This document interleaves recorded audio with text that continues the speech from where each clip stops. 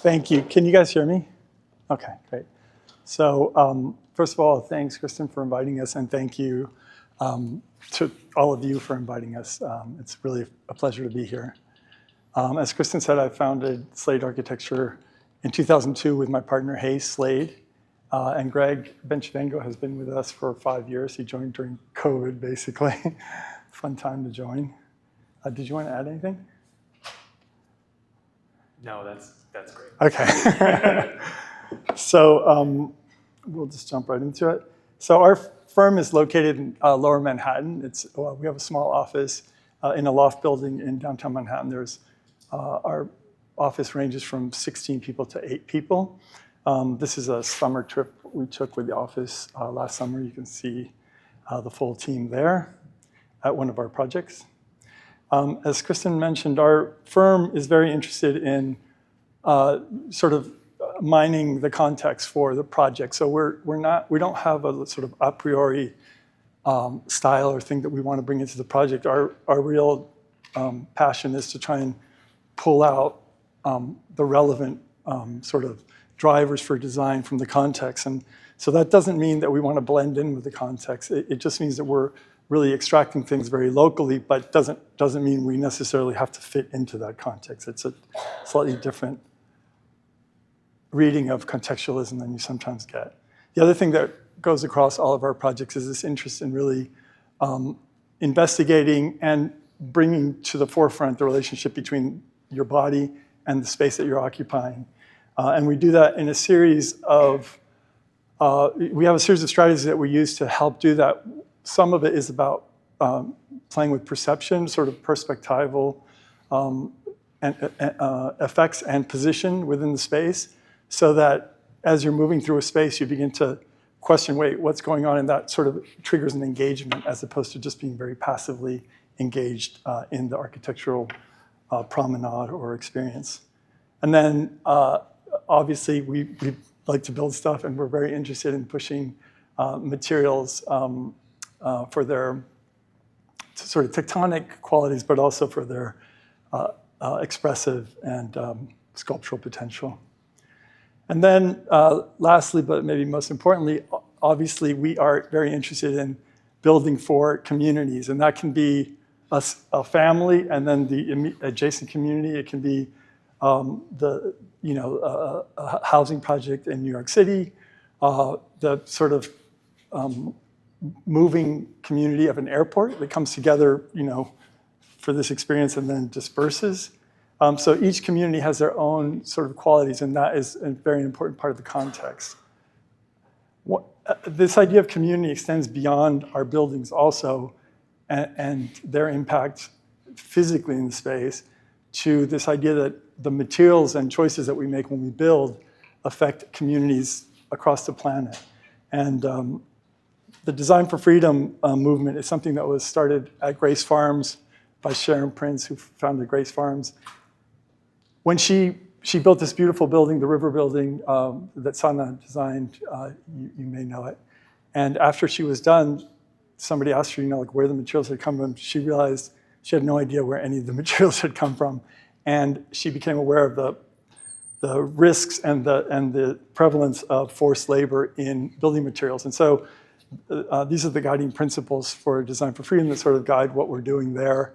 And as a firm, we've helped write some of the toolkit for that. So these are tools that architects can use to help identify problematic materials early in the conceptual stage, is really just basically which materials have a higher risk of embedded slave labor, basically, and which ones are typically safer. So that's kind of the first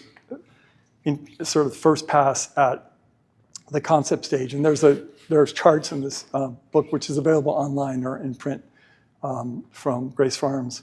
And then as you move further into it, into SD and DD, there's some forms that you can literally fill out and send to suppliers, because a lot of suppliers don't have this information publicly available. So it's a way to sort of tease it out. And then lastly, when you get into contract documents, we helped write a sort of outline spec that gets introduced into the beginning of the spec, which is the slide that you're seeing there on the left, and then that outline is the thing that you see on the right. And that sort of sets up a framework so that it covers all of the materials in the spec. The US government currently outlaws materials being imported into this country that have forced labor, but it's not really enforced. It's very difficult to enforce. So there's a sort of legal tooth behind this kind of initiative. And then another way we try and work with the community is in New York City, we helped write these guidelines for ground floor retail in public housing.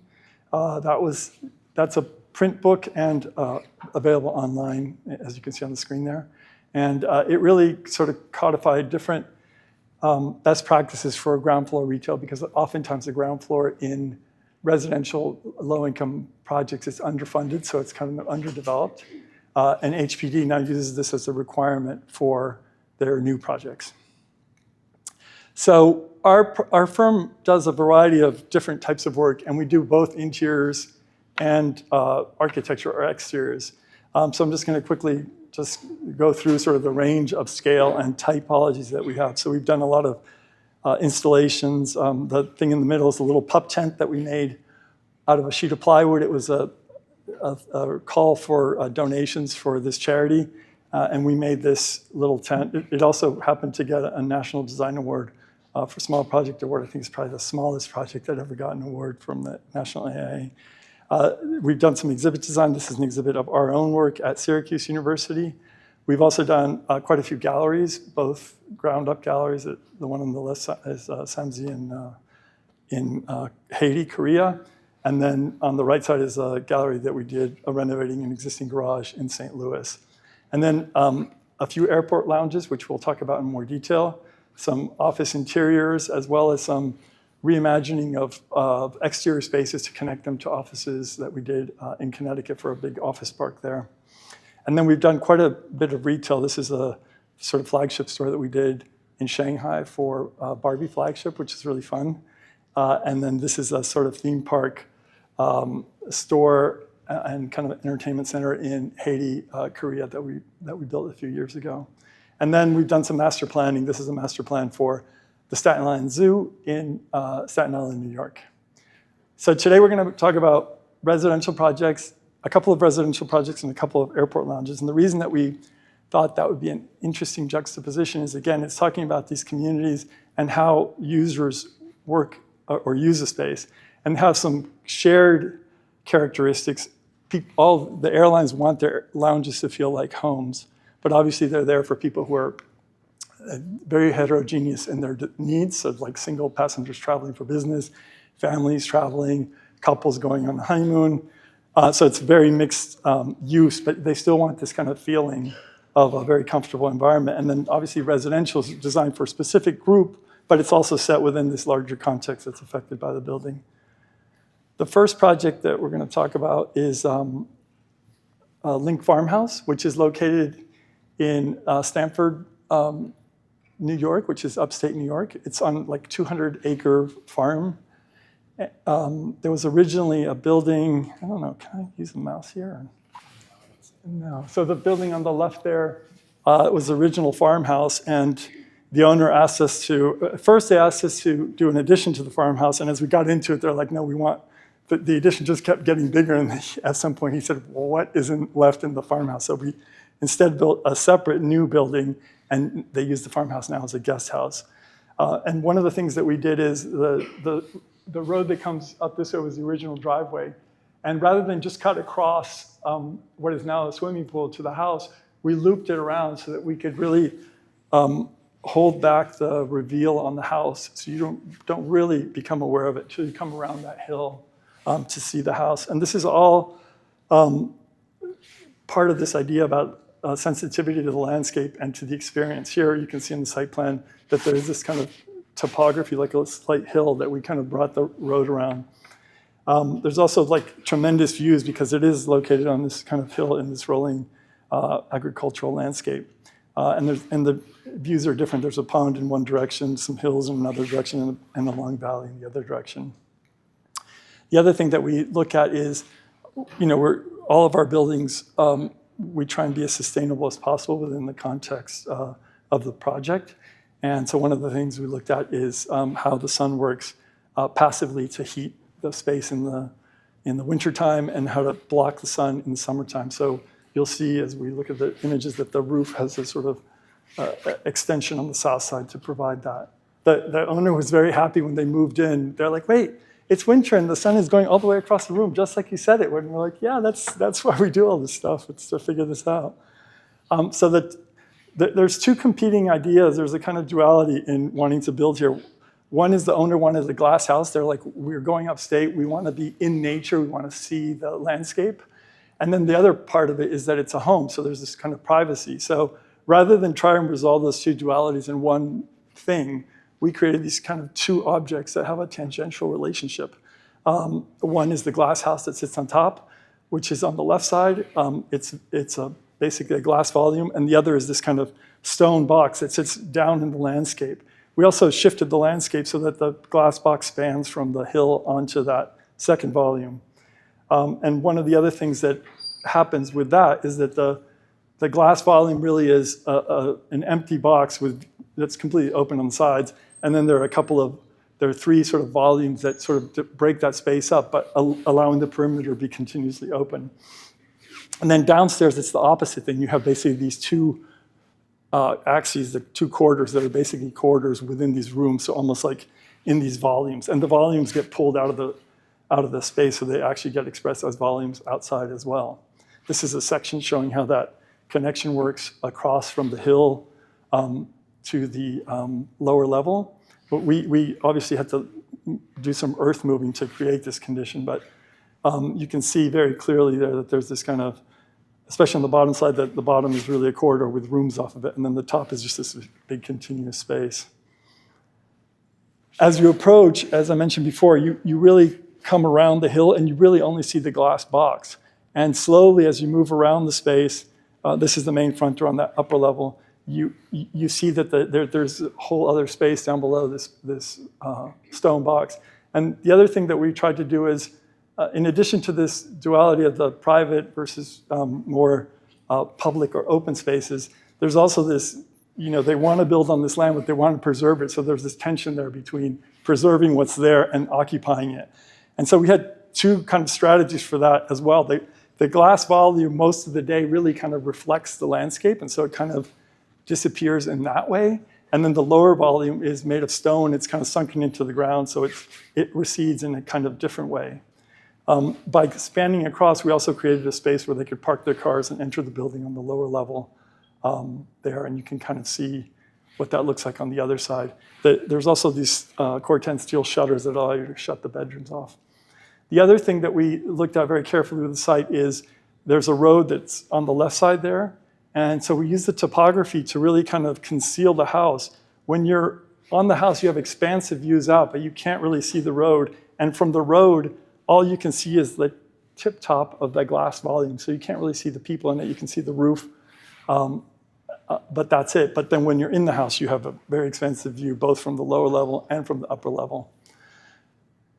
And you can see that the roof on top of that lower bedroom volume is also planted, so it creates another kind of removed landscape. The nice thing about this landscape, it's a little bit less buggy than the rest of it.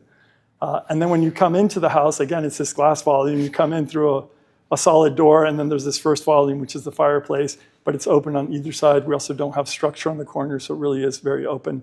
And then as you move through the space, the perimeter is completely open, but you have this fireplace volume defining the living room on one side. You have this pantry and powder room and the stairs going down, defining the dining room on the other side and separating that from the kitchen. And then the second fireplace creates a little family area and a dining area off of the kitchen. Downstairs in that glass box, we have that one axis that cuts through sort of in line with the house that connects to the stair, which is what you're seeing under this Corten beam. And then the stone itself is sort of a local material, and it's a very common vernacular in Millbrook. There were a bunch of stonemasons that came to Millbrook, New York, so there's a lot of stone houses there. But the idea is that this is a very natural material. It's all sort of hand-hewn and built. It has a kind of crisp edge, but it's very much a rough material. And then this is the view down at the bottom of where you can see that one axis going from the stairs across, and then the other axis that connects all the bedrooms. This is the view at the end of that axis with the master bedroom on the left, and then you get a nice view all the way down that field from the corridor. So even though you're in these volumes, there is a kind of open view at the end. The other thing we did in this project, and we did it in a few spots, but this is the master bathroom, and the ceiling and the millwork here are both made from cherry that was harvested on the site. So when they returned a lot of the land back to farmland, a lot had overgrown. And so with that wood, we recycled it and used it in the house for both the study and a few other elements, including this bathroom. And this one is just a fun mosaic that we did for the kids' room. And then this is the context that this house sits in. So it really is a working farm. They have, it's now 300 acres, and they have cattle, pork, corn. So it's a real farm. The next project is also near here. It's in Millbrook, New York, 26-acre site. Again, on a hill. We have some really beautiful sites for all these projects. So I keep saying it's a great site, and then the next one is also a great site. The site is interesting because it's split between a wooded area on the left side there, and then this kind of very expansive view on the right side. And the really long views are sort of north and east, because the hill kind of slopes up on the south side a little bit, so the views aren't as long there. So we really wanted to emphasize those two directions. And then once we kind of decided that, we looked at how the sun affected the buildings, both in terms of the solar heat gain, but also just in terms of the morning and evening spaces that it creates outside. Because in the morning, obviously, the east side has a lot of light, and the evening, the west side has all the light. And so the house is sited very carefully. We worked with RKLA, landscape architects, to come up with a landscape plan. We built the house, and then the pool house right now, and then there's a third structure, which is this barn on the bottom that has not been built. On the far right, you can see the solar array. That's what those three little squares are. So the house is divided up into 3 levels. And as opposed to the last house where you had sort of the main living spaces on one level, here they're kind of interconnected throughout the house. And then as we shaped the house, we really wanted it to be, because it does sit on this hill, we really wanted it to be a very sculptural object. And so one of the things we did is we took advantage of the fact that the bedrooms want to be smaller and the living rooms want to be bigger, and we kind of pushed and bent the plan to create smaller spaces on the ends and a larger space in the middle that can contain both the living room and the stairs up to the house. And what that does is as you're moving around the house, these planes kind of reveal themselves, they unfold, as opposed to just a rectangle where you just understand everything in the first shot. Here you can see how those levels stack up. In the basement, there's a family room, which is the kind of more private family space. On the main level, there's the living room, dining room, kitchen, along with a in-law suite and the garage. And on the upper level, you have most of the bedrooms. The ground floor also has this outdoor deck that faces the morning, the east side. And then on top of the garage, we have this landscaped terrace that faces the evening sun on the west side. And then you can see here how we also tweaked the roof a little bit. The roof basically slopes from the front to the back continuously, but then we sort of twisted the roof over the master bedroom to further create this kind of perspectival effect. So this is an unfolded view of the facade. The black is burned wood, like shugiban wood, which is just cedar that's been burned. And then the gray is cedar that is in its natural state. But you can see how this kind of profile gets created. And when it gets folded up, you get a little bit more dramatic sort of perspectives. And it works as you move around the house. Hopefully these videos show you how this works. But you can see how those lines change the way you perceive the space, and how when the skin folds away, it kind of disappears. You'll see as you come around, you see this very short wall. And then as you move around, it kind of expands and grows. So there's this kind of unfolding that happens as you move through it. It's also really nice how you can look into the space and see the public areas. The other thing that's interesting in all of these projects is how it switches from day to night. That's true for the glass house as well as for this one. But in the day, you kind of see reflections in the windows. They become this kind of reflective surfaces, and at night, obviously, you're looking into the house. So here you can see the other side of the house and how that works in the landscape. Again, beautiful views. And so this view, long view up to the north, you can see the Berkshires. This is the pool house. And then as you turn east, you look out across farmland in the upper Hudson Valley. Really beautiful landscape again. There are neighbors, but it's hard to see them. And you can see the solar array there on the left, and then the pool house and some other amenities they've created. The main house volume also kind of peels away to create the garage. And that also allows us to have an entrance here on this side, which is the south side, underneath where we are. And on the other side, it's the main entrance to the house, so that kind of cuts through the house. It also creates a covered space as you enter, so it has a kind of multivalent function. And when you come into the space, you enter through that slot between the living room and the dining room. We also did all the, I mentioned that we do interiors as well. We did all the interior furnishing and everything for this house. So in this living room, in addition to picking all the furniture, we also created this giant rug. And the idea for the rug was to take the form of the landscape, this kind of boundary between the woods and the field, and represent that graphically in the rug to create the blue represents the field and the green represents the woods, that kind of profile of the woods. And then this is how it was fabricated and installed. And then as you move back into the house, there's this, I mentioned before that the public spaces or the communal spaces are kind of stacked in this house as opposed to the first house. And the thing that connects those is this stair that links all 3 floors. And we spent a lot of time detailing this and also thinking about the apertures and how, as you're moving through the stair, you're connecting to interior views and to exterior views. On this diagrams, those boxes that are kind of floating there are the windows that you experience as you move through.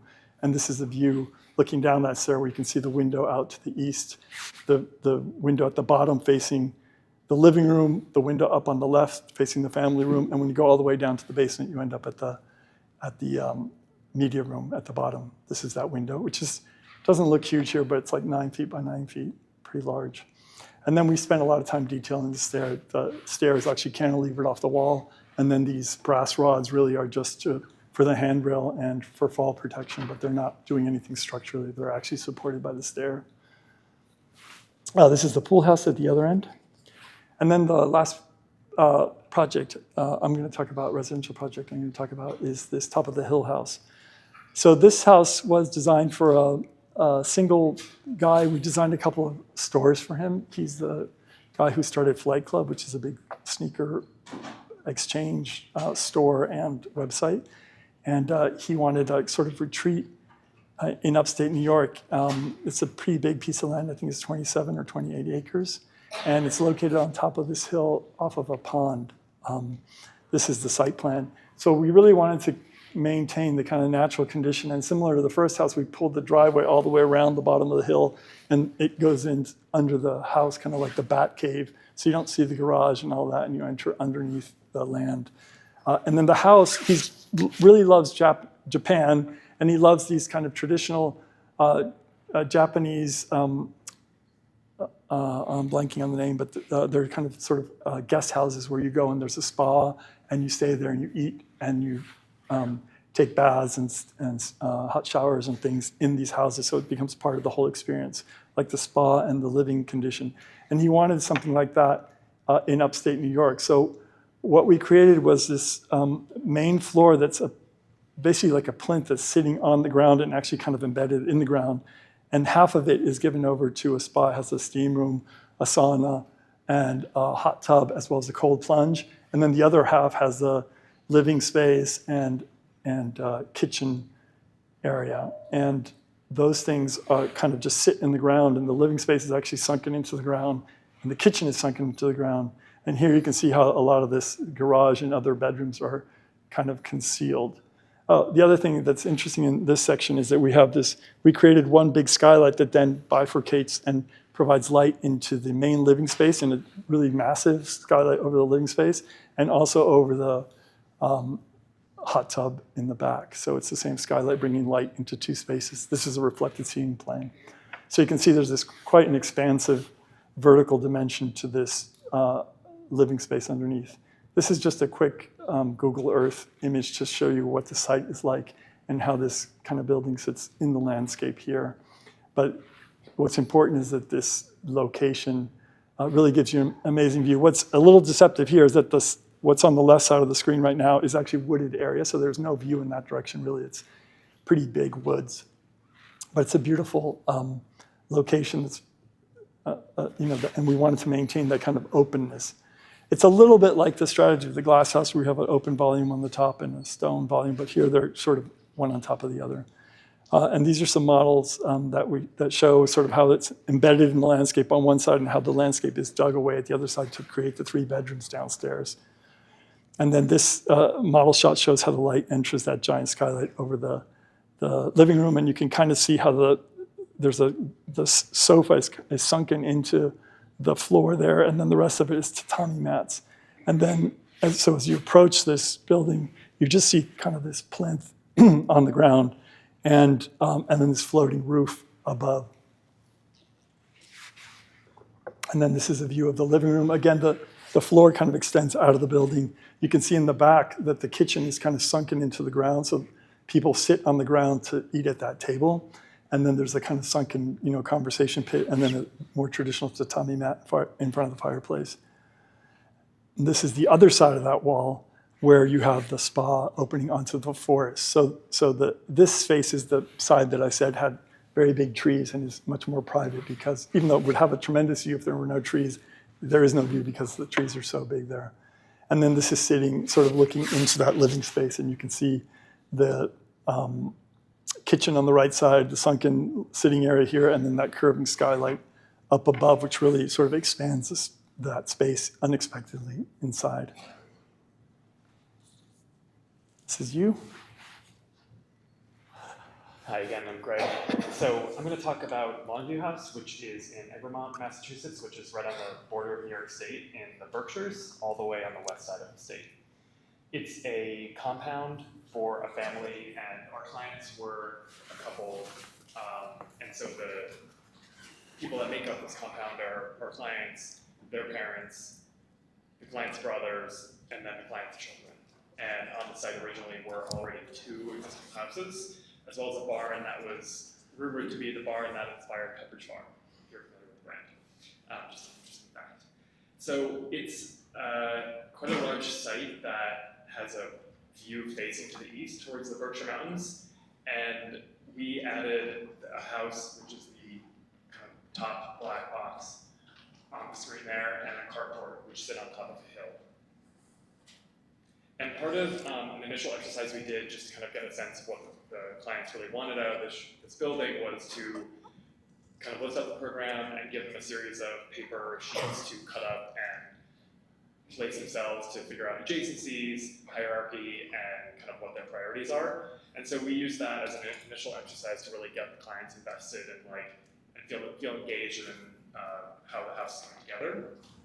And then we take that and kind of distill information they give to us and come up with these kind of list of primary agendas and concepts that carry through the design. Some of those in this initial list, which ended up being thought all the way through, were vantage and refuge, kind of pure geometries, and this idea about evident materiality, some materials.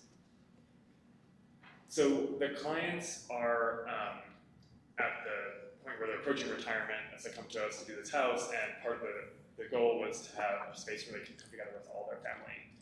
As I mentioned, this whole property is host to 3 generations, so they really wanted a space where their kids could come and all be together. They had 4 children, and also the larger family could come gather. And as they were near retirement, they also wanted a space that allowed them to live primarily on one floor. So this is an initial concept sketch that really shows a bottom floor, which is where all the kind of more private and guest spaces are, and an upper floor, which is really designed for the owners with this dramatic roof line. This is a plan looking at the roofs of the structures to get a sense of the house. On the right, it's a little path to a carport, and it sits on a hill. And this is the upper floor, which is where you enter. It's taking advantage of that grade change and the slope that dips down towards the rest of the property to allow for an entrance on the north side, which is the top of this page. And that brings you into the kind of right 2/3 of the plan, which is really the primary living space and where all the gathering happens. And on the left of the plan is the main suite, which is where the clients have their own bedroom, office, dressing room, and bathroom. Another thing that's evident here, starts to become evident here, you'll see more clearly in some photos, is that the living spaces are all glazed with a more open facade, and the bedrooms and private spaces have a more, are articulated with large picture windows to indicate the private versus the public zones. On the lower level, there's a gym they're very active, so they have really wanted a large gym and all the other ancillary functions that they need, as well as guest bedrooms for their kids. Each of the guest bedrooms has its own ensuite bathroom, so that the kids can really come. They're either entering adulthood or already adults, and so it was really important to have them feel like they had their own space. These spaces also, the guest rooms, as well as this floor in general, have direct access to the outdoors. So those doors act as the window, but they also act as a way for the family to kind of go down and easily get to the other parts of the property to see the rest of the family. And then this starts to show how the layers stack up and some of the key sustainability elements, which we carried through a lot of these projects, but with this one in particular, it's a net zero energy ready home, meaning that if they were to make some slight modifications, it could be net zero. One of the things that really contributes to that is a solar array, which is remote from the house, not too far away, but out of a good view. And we also have this very dramatic roof, which allows us to take advantage of the thickness and the height and increase the insulation above code to make it much more comfortable. The roof was a really important feature to the clients and to us, and it developed into this dramatic piece that changes as you move around it, and part of that had to do with how we shaped it and developed the overhangs to provide shadows and daylighting during the different seasons. So this was some studies looking at how the light enters the space, which really drove how much the window-wall ratio that we used. In addition to the views, and you can see here, that relationship I was highlighting before about the kind of larger picture windows and private spaces versus the large expanse of glass that provide a panoramic view from the public areas, which is the living, dining, kitchen, and some other kind of gathering zones. And so this is how you approach the house. There's a driveway on the left that comes uphill, and one thing that we really want to develop is that the house and the roof look different from different vantage points, and you understand the mass versus the plane versus the edge differently as you move around the building. So on the approach, it's really a much more kind of simple, it's not giving away too much, and the roof line has a kind of not more conventional, but a more conventional kind of articulation. And in order to provide privacy in some of the places where we felt it was really necessary, such as the main bathroom, as you arrive to the house, we kind of use this facade cladding and carried it over the window as a screen. So we're thinking about like materials and how to manipulate them or use their inherent properties to create architectural devices. This is the north side of the house, which is where you enter, and we really wanted it to be kind of this moment before you come inside and get the big view where there's kind of a hide and reveal. So it's very blank, and then as you move around the building, the roof line really disappears and the mass becomes more of a plane. I mentioned that we had cedar siding on this house, and it's a very normal material for this area and is widely used, especially the board batten, which is the top of this image. That's where you apply a little batten over 2 boards of wood, and we wanted to create like a subtle reinterpretation of and juxtaposition of these 2 different wood sidings. So on the top here is board batten, which is a positive addition, and the bottom is channel gap, which has a piece, or part of the wood is routed out, and so it creates this kind of subtle play of shadow, which we used in the structure. This is showing on the left big view and how we start to think about the second floor or the upper floor, which is the primary living space for the clients, as a house within a house, sculpting the ceiling and taking advantage of the height of the roof. And this is how that looks on the inside. We used a black wood to line the kitchen and articulate this little mini house inside by picking up the ceiling where there's most of the gathering happens, a lot of social events happen around the kitchen. This is looking out towards the long view, and you can also see how the outer roof overhang follows directly inside as a single plane, and then lifts up around the little house there. And James mentioned earlier about perception, and this is one expression of that, where there's this really odd and then kind of unexplainable vantage point and way that the ceiling is interpreted here. It's actually two converging lines, but it reads as two parallel lines when you look at it and photograph it in space. So it really challenges you when you see it. You think this has to be like a 40-foot tall ceiling, but it's actually not. And this is how that looks from the other direction. And then this looks down at the stair going to the lower level, and in the foreground in front, we have a blue glass wall that separates the living room and the stair from a small sitting room. So we have this combination of spaces that provide areas for large family gathering, but also places to kind of retreat and have a quiet moment to yourself, and also view those areas with a little bit more color and energy. And this is showing, as a final image, just how that facade pattern carries across the bathroom window on the exterior. So now we're going to jump into the airport lounges. We've done 4 lounges for Virgin Atlantic at different airports. We're going to talk about 2 of those. The first is at JFK.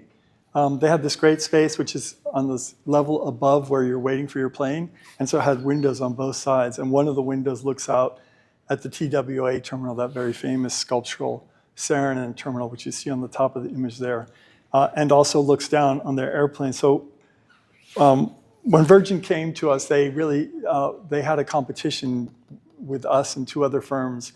They gave us a week to come up with a concept for this, and we really latched onto this idea of the connection back to the TWA terminal, which was kind of the heyday of flying. It was like the glamour days of flying in the 50s and 60s. And then the fact that you had these 2 windows and the plane from Virgin approaches the lounge, so you could kind of look into the lounge from the plane. So what we did is, it was a fairly big space with 2 windows on either side. And what we wanted to do is create a third sort of identifiable volume within that. So we initially just sketched out this kind of cloud shape and plan. What we liked about that is that it created 3 spaces, the space between it and the 2 windows, and then the space within it. And then a further breakdown, it creates a bunch of little pocket spaces, sort of little inlets within itself as well. So it has a kind of multifunctional effect within spatially. The other thing that's interesting about a lounge is some people go to the lounge just to pick up a newspaper and a coffee and run out. And our lounge also had a barber, like you could get a haircut there, you can get a massage, there's a full kitchen and dining room. And so we broke up the programs so that the programs that require more time were deeper into the space, and the ones that don't require a lot of time were near the entrance. And then this breaking up of the space into 3 zones also allowed us to create sort of 3 volumes in the space. One on the bottom, which is very very private, which is more for business travelers trying to get some work done. The one on top is more for groups who might want to sit together and talk, and then the one in the middle is for the party animals who want to be at the bar, make more noise, play pool, that kind of thing. And so this is the plan as it developed. So you can see that original concept diagram stayed in the plan throughout the development and was in fact how it was built. And you can see on the top, the furniture sort of reveals that there's more couches and things there for groups. The bar is obviously more kind of landscapey fun. And then at the bottom, you see a lot more individual seats and private booths so that you get this kind of very different condition. I referred before to this kind of golden age of travel that the Saarinen terminal represents. And so that was another thing we really wanted to pick up on. And we related that a little bit to like uptown Manhattan. So when you come in, there's a reception desk and you get a little peek of the bar, but a lot of it is held back. The other thing we did, which was a little bit cheeky, was that we created a giant door. So when they open the door, they actually take up space in the main terminal as their space. So it becomes this much bigger gesture. That whole panel that you see on the left that says Virgin Atlantic is a door that shuts. And then when you get inside, our original competition scheme had this ballroom, which was like just like if you've ever been to IKEA and they have a ballroom or kids places, we thought it'd be fun to have a ballroom in there. And they loved the idea, but then as they started thinking about people losing their cell phones as they needed to get on a plane and how are you going to deal with that? So it transformed into this kind of ball couch, which also references kind of boxing gloves, baseballs, basketballs, that because the way it's made. When Richard Branson was here, this is where he had his photograph taken. The other thing is that we thought about this interior space, as I said, was kind of the bar element. We also thought it was kind of analogous to the Central Park in Manhattan, where it's a park space within a kind of more rigid environment. And so a lot of the furniture in here is much more sculptural. We designed some of the pieces. This gray piece is a piece that we designed and that we had Situ Studio fabricate for us. And you can see here, not only did we have to think about sort of how this was made, but we also thought about how it was maintained. So the little pockets for the seats, you can see have their own structure, so you can take them out and reupholster the seats if you need to and put them back in. And then the other thing we did here is because you're far from the window and stuff, we wanted this to be sort of like its own environment. And so we created this kind of these clouds with these brass cylinders that are hanging from the ceiling. Some of them contain lights. There's also light that projects up from them. And then we also had to coordinate like sprinklers and stuff with this, so it was a little bit technically challenging. The bar also kind of sweeps through in a very soft, meandering path through this bar. The other interesting thing is that the center of this space is lifted up about a foot from the rest of the airport. So it gives you, when you're sitting here, you can actually look out over the people who are sitting closer to the window because you're elevated up a foot. And it allowed us to put the bar at table height when you're sitting there, but the bartender's on the lower level, so he's at eye level with you. So he's standing and you're sitting and you're having this conversation. It's an unusual way of dealing with the bar. Virgin Atlantic, before they got to us, they'd always had this floating Arnaud chair. You've probably seen it. It's like a little clear circle that hangs and you sit in it. And we thought, okay, we don't want to do the same thing here. So we reinterpreted that and created these sort of like little pods within a wall of aluminum that was perforated to create this cloud pattern. So there's still this sense of like floating in the clouds, but it's not this iconic hanging chair. And then you can see here how the screen that defines that kind of cloud shape in the center screens this more private area. And on this side, we added these walnut fins that provide more of a screen. And also when you're inside that space, again, it kind of refers back to the skyline of Manhattan, which is what you see when you're in Central Park in the center of that open space. This is the dining area. And again, when we really like to go down into the details and think about how long somebody's spending in a place. And one of the places where you spend the longest time is the dining room. And we created this wallpaper here, which at first looks like some kind of optical pattern. But maybe if you're sitting there for 30 minutes, you come to realize that it's actually the Empire State Building and the Chrysler Building just repeated and mirrored. Something you wouldn't notice immediately, but with a little bit of time, you might. And so all these details work down to that smaller scale, which I think is very important. We did another lounge for them at Newark, which we're not going to present now, but this lounge here is a lounge we did for them at LAX. This was an interesting space because it was like a corner with sort of back of house. The light gray spaces are bathrooms and things for the airport, and the dark gray spaces are the bathrooms for the lounge and the kitchen and stuff. So what we did is we took that L shape and we literally just drew a line across, and everything that was on this side of the line at the window side was going to be the lounge public side, and everything that was on the other side would be bathrooms, the bar, all the support spaces.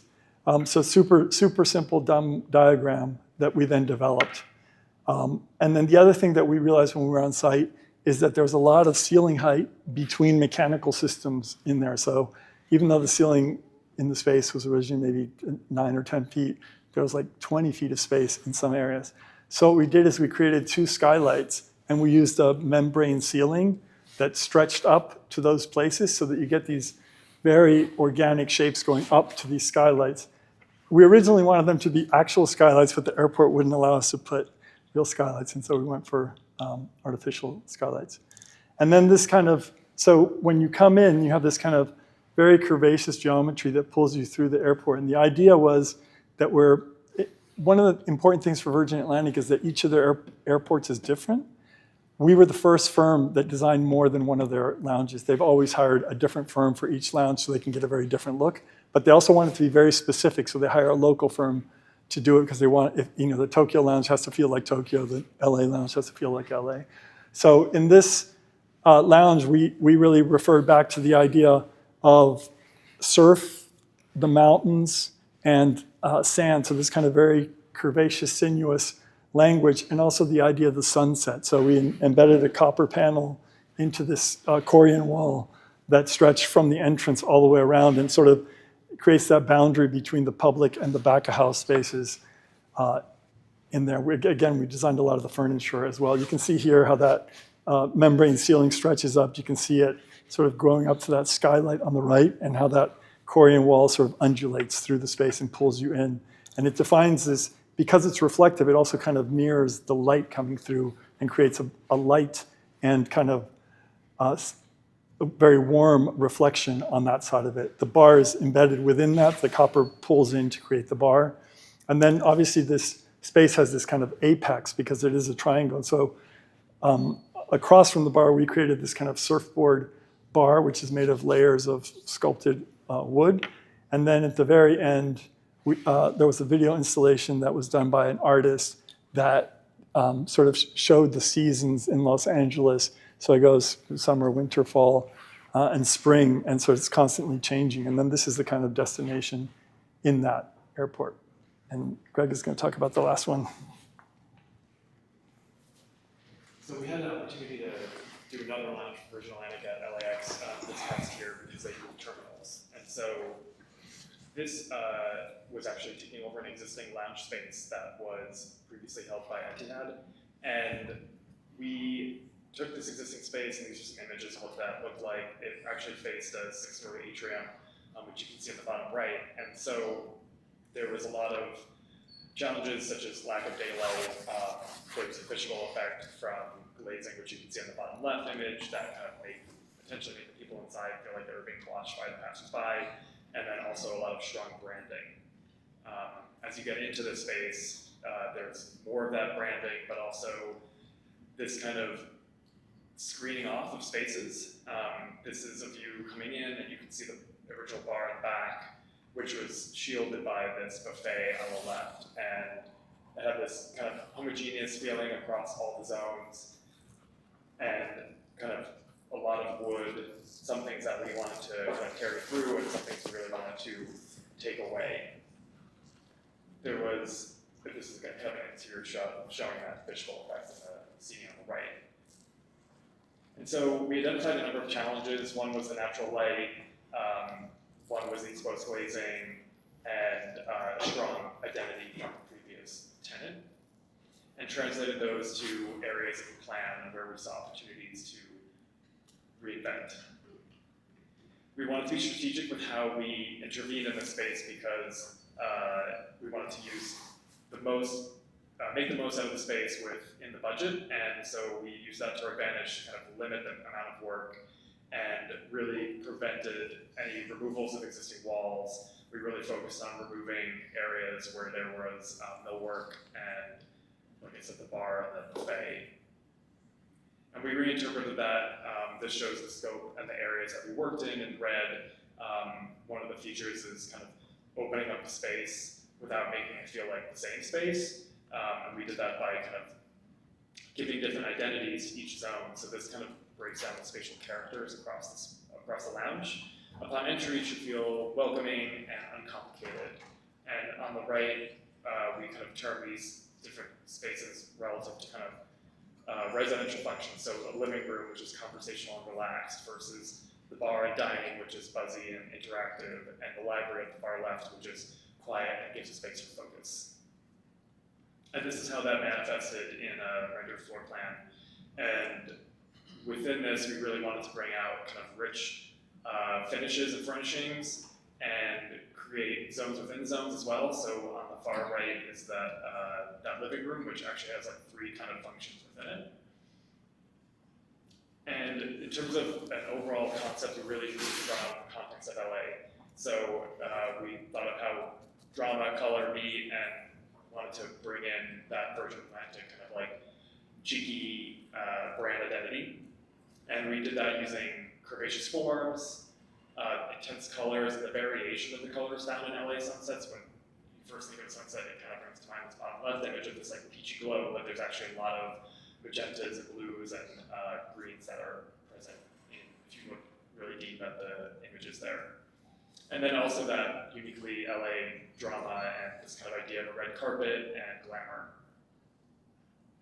So I want to talk just briefly about a little bit of design process and focusing on 2 elements before showing some images. And one is this entryway and the facade, and I mentioned that it had this kind of left fishbowl effect and also faced a atrium. We wanted to kind of bring Virgin's brand down this long storefront and use a transparent or a film to do so, which kind of integrates this idea, another idea of LA, which is this idea of like wrapping your car and giving it its own kind of like glamour.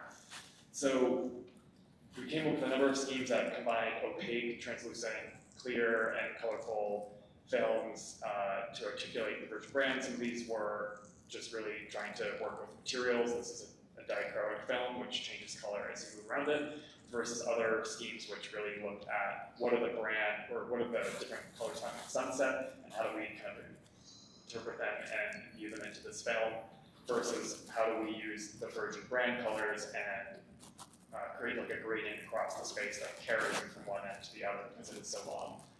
And then another factor in this, which goes back to that brand identity, is there's a very kind of strong geometric portal at the entrance, which you can see in the bottom drawing here.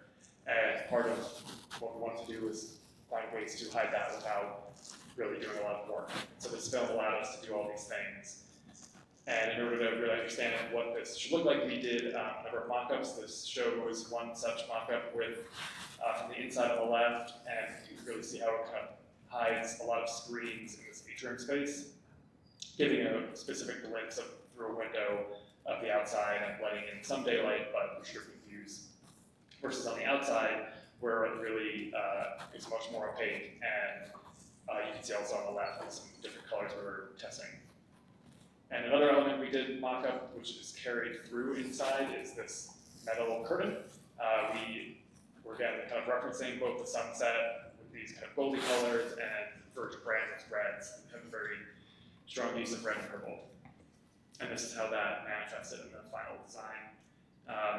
And as you move in, this curtain, which you can see kind of wrapping around the wall, carries the red from the outside into the space. And we're actually using 2 kind of false skylights again here, but they serve different functions. This one's to create like a warm kind of entryway, versus at the bar where we wanted to create a kind of expansive sculptural ceiling that changed color throughout the day. And part of it, this space being enclosed without daylight, we really wanted to have this sense of time and passage be a feature, because people would be here maybe 2 hours and before they had to move on to a flight. And this is how that looks as it's built. We have a mirror on the back wall at the top that extends also the effect of that lit ceiling. And then we developed this system of kind of boxes that are clad in brass to display the alcohol, but also lighting, and it's intended to be also a system that they could potentially use at their other sites in the future. We also did all the finishes and the furnishings throughout the space, and This is an example of a panel put together for that specific living room zone. There were multiple iterations of this, and this is a work session that we had, which was like a 2-day-long effort that really kind of pulled together every element of the space, the renderings, the plans, all the finishes, fabrics, and worked through that, which really brought out a lot of rich colors and high-end textures and things that really have like a tactile feeling to them. There's also a lot of consideration for staying away from light colors because there's a lot of stills in these spaces, so there's a lot of dark furnishings, which do well and are durable. And these are just shots of that living room. And as you look back from the living room, one feature we want to kind of highlight here on the space to the right is a little VIP box. And there's a red carpet that kind of carries you through and divides up the space into a cinema, which is the series of burgundy chairs versus the kind of more lounge area. And this is a view across from the bar of the brasserie, which is that more kind of dining space, and it's a picture view out to the atrium.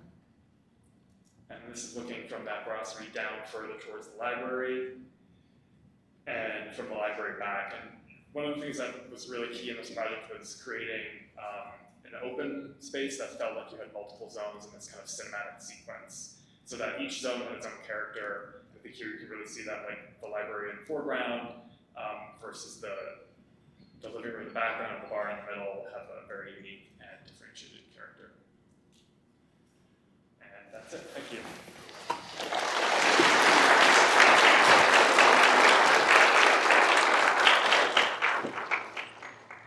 So we have some time for questions. Normally we pass the mic around, but there's 2 of them, so you're just going to have to project if you have a question. We can also pass the mic around and we can project. We'll see.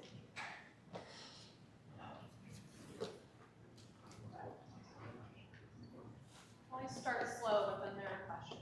I know you have them.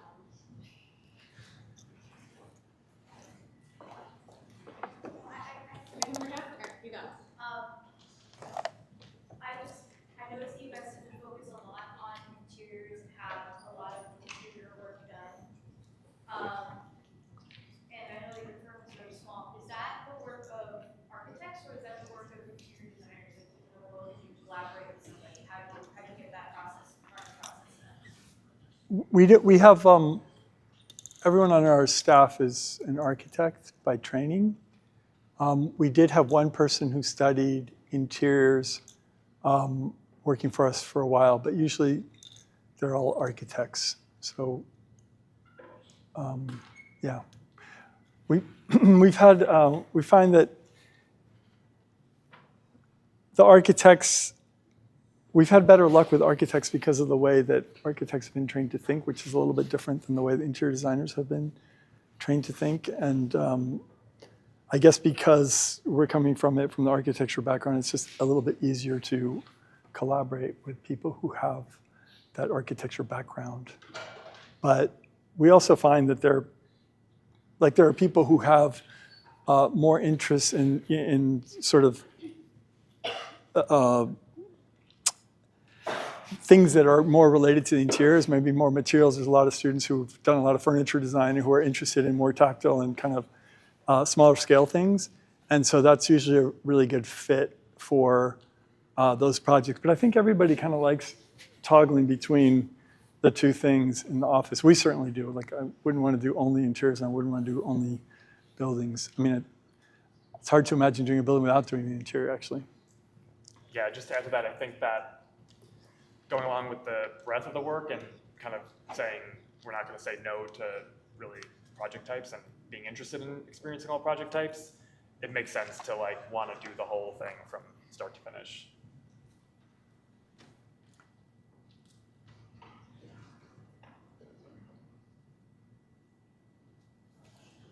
Yes. When you're doing zoning on a large interior space, how do you decide the cutoffs for those zones from one to the next? Because I know some ways of transitioning between zones are to change material in your ceiling or your floor, or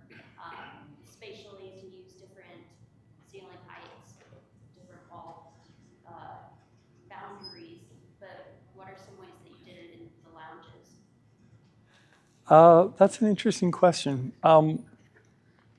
We do, part of the question really is how the space is supposed to function, like how much of a separation you want between spaces.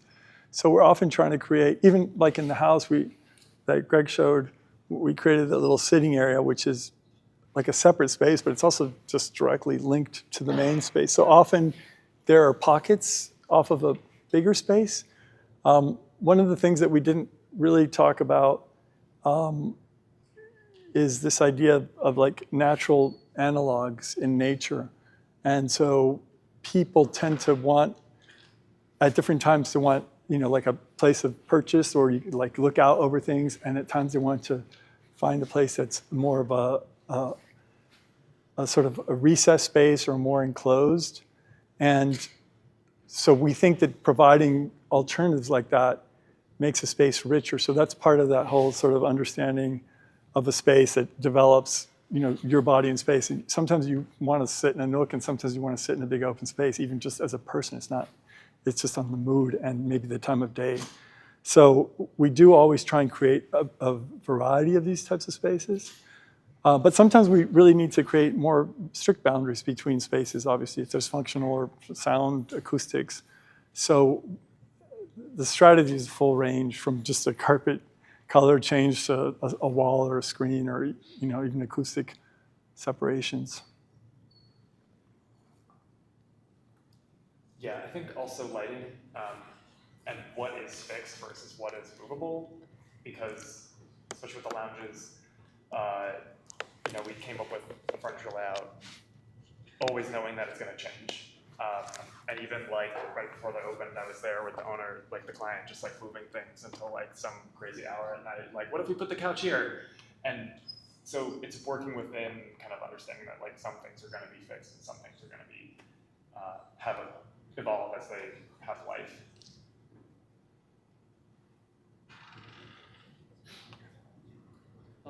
Yeah, so with the houses that you're looking at, of course you have a client and you have your site first, but how did the landscape kind of develop around your design, or did the design develop around the landscape? And what are some of the few things that you've learned along the way as you've done more of these projects? So there are two very clear examples of sort of, in all the cases, we're looking at the existing landscape as a starting point. As I said, the context becomes very important. But then some of our projects manipulate the landscape to create conditions that maybe appear natural but are constructed. Like the glass house, that the hill, so the hill that kind of separates the driveway was actually made bigger by the excavation and moving the stuff there. And then that also allowed us to create that shift from the natural landscape where the glass box can sit on the landscape on one side and the stone box on the other. So that's a case where we kind of carved out the space to create this more exaggerated condition that existed but didn't exist at the scale we needed to create these two levels. That's also true on the Longview house, where we wanted the downstairs spaces to literally be able to walk out, because part of the idea there is that the older kids could use those almost as houses. They could come in and out directly, go to the pool, never have to go upstairs. They had their own bathroom, their own door, so it gives them a lot of independence. So that was very important for that project. And then the Sokol house, we really left the landscape as it was and placed the house on it. There was a little bit of landscaping done, but more for the exterior spaces, because she wanted a big, like a lawn to play, soccer and football on. So that we had to level that out, but it really was pretty minimal on that house. So both, depends on what we're doing and what the site looks like. But we're often exaggerating conditions. I think too with Longview, this was way back, but there was a lot of trying to scale the house to the hill, because the hill was actually kind of steep and small. And so when we were studying it, there was like lots of versions that looked like it just kind of landed. And we all were thinking like, this looks kind of like a spaceship. And so there is a consideration for like scale too, like what is both the ground and also the surrounding trees. I think that we're talking a lot about like grading, but there's also shadows from trees and like view, reveal or blockage from trees. And with that house too, the owner was very keen to like do any tree cutting himself. So there were some things that he'd be like, I just took that tree down, so now we have more space. And so there's also that factor of like other people intervening in the landscape.